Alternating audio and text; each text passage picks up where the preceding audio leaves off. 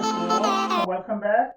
In this video, I'm going to show you how you turn non-wireless device into wireless. I have a USB, a wireless USB that can be connected to the PC, and then that will turn a device or PC to be a wireless. This is how it looks like. It's called WAVLINK. This is a wireless that turns a PC to be a wireless.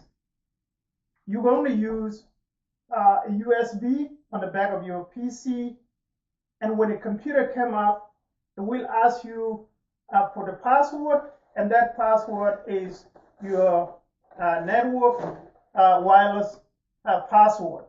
So you're going to choose and then put the password, and then this device will turn to be a wireless device. This will give you a freedom to move around